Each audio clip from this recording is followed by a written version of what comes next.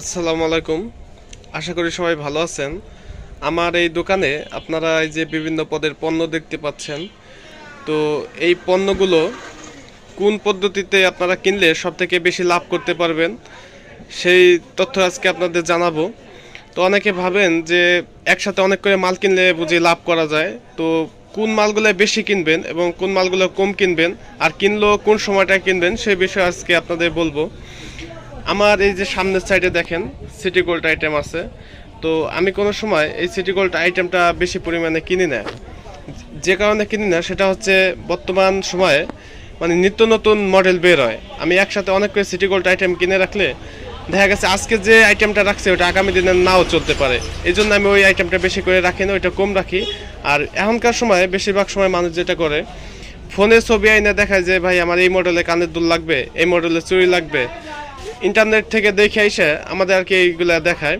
তো এই জন্য আমি মানে সবসময় যেটা করি মাসে 4বার 5বার বা 6বার কালেকশন করা লাগে আমার সিটি গোল্ড আইটেম, যাতে অল্প অল্প করে আনি, নতুন নতুন কালেকশনটা দোকানে আনতে পারি। এই জন্য ওটা মানে ঘন ঘন আর কি ওই কালেকশনটা করি, এটা পরিমাণে বেশি কিনি না। আর এই পাশের এই সিটি গোল্ড ছাড়াও আমার এই পাশে যে ঘড়িগুলো দেখতে পাচ্ছেন এই ঘড়ি আইটেমটা আমি বেশি পরিমাণে কিনি না, কারণ এইগুলোর নিত্য নতুন মডেল বের হয়, যার জন্য কাস্টমার সবসময় ভালো মানে নতুন আইটেমগুলোই খোঁজে। মোট কথা ফ্যাশনেবল যে আইটেমগুলো থাকবে ওইটা আপনারা বেশি করে কিনবেন না, ওইটা বারবার কালেকশন করবেন এরকম একটা সিস্টেমে কিনবেন যে ওই মালগুলো বিক্রি করে আবার নতুন কালেকশন আনবেন। এই জন্য ফ্যাশনেবল আইটেমগুলো বেশি পরিমাণে কেনাটা একটা হচ্ছে ভুল। আর যে আইটেমগুলো বেশি কেনা উচিত সেটা হচ্ছে এই যে যে শ্যাম্পুগুলো দেখতে পাচ্ছেন, সানসিল্ক শ্যাম্পু আছে, তারপরে ডাব শ্যাম্পু এবং অনেক ধরনের শ্যাম্পুগুলো আছে যেটা 12 মাস কাল মানে চলে। কোম্পানি কিন্তু মাঝে সাঝে এইগুলো একটা ছাড় দেয়।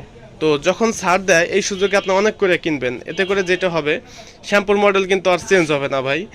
আর অন্য অন্য আইটেমগুলোও আসতে পারে বাজারে শ্যাম্পুর, সেগুলো আপনার সাথে 2-1 পিস করে রাখলেন এবং এই শ্যাম্পুগুলো রাখবেন, ডেট ওভার হইলেও কোম্পানি নিয়ে নিবে, কিন্তু যখন ছাড় দেয় তখন বেশি পরিমাণে করে রাখবেন।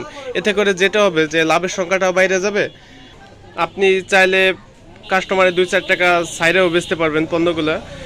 আর এই পাশে যে ছাতাগুলো দেখতে পাচ্ছেন এই ছাতাগুলো বেচে যদি আপনি লাভ করতে চান সেটা হচ্ছে সিজনের আগে এই ছাতাগুলো কিনবেন।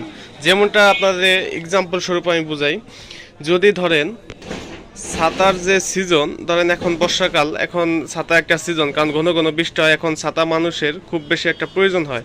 এখন একটা ছাতা ধরেন 250 টাকা কিনা পড়ে, তখন আমরা 270 বা 280 বিক্রি করি।